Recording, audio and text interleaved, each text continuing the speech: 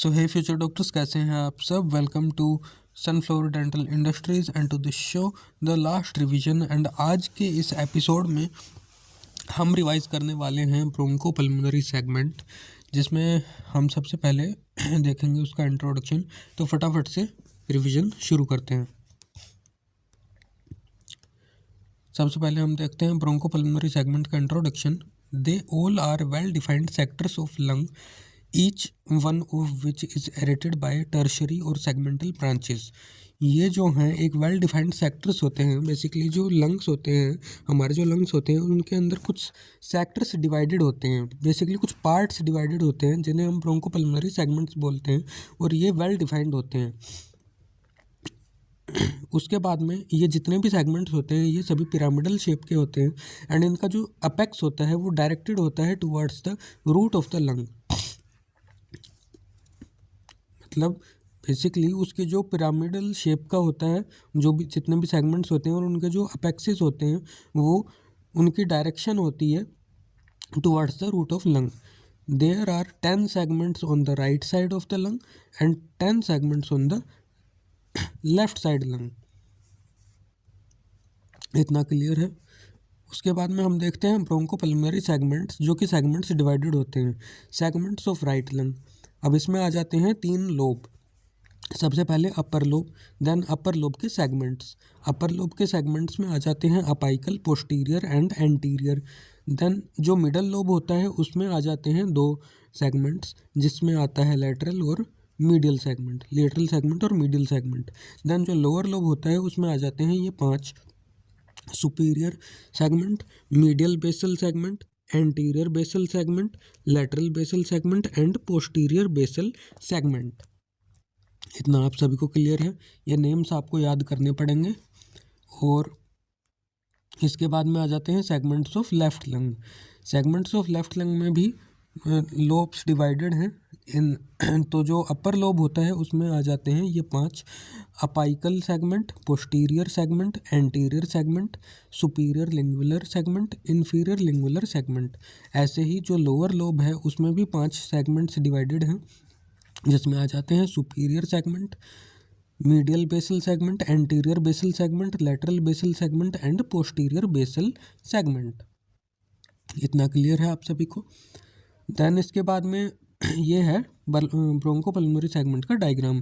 सो ये जो डायग्राम है ये है coastal aspect of right bronchopulmonary segment and costal aspect of left bronchopulmonary segment.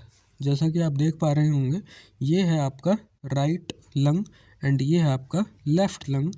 And ये जो आप देख रहे हैं, जो डिवाइड्स जो ये आप देख रहे हैं इसके अंदर, ये सभी हैं इसके सेगमेंट्स। इतना क्लियर है। अभी हम देखते हैं इसके relation towards the pulmonary artery. तो इसके जो पल्मोनरी आर्टरीज होती हैं वो एकम्पनी करती हैं ब्रोंकाई को, ब्रोंकाई के साथ साथ चलती हैं। एंड जो आर्टरी होती है वो कहाँ पर लाई करती है, वो लोकेटेड होती है to the dorsolateral to bronchus. And जो ईच सेगमेंट होता है उसकी अपनी एक सेपरेट आर्टरी होती है। Each segment has its own separate artery.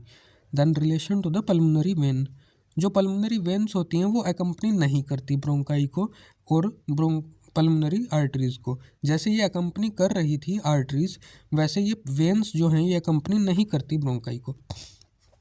इसके बाद में ये जो हैं रन करती हैं in the intersegmental planes. They run in intersegmental planes and each segment has more than one vein. सभी सेगमेंट की एक से ज़्यादा वेन होती है and each vein drains more than one segment. And जितनी भी वेन्स होती हैं वो एक से ज़्यादा सेगमेंट को ड्रेन करवाती हैं।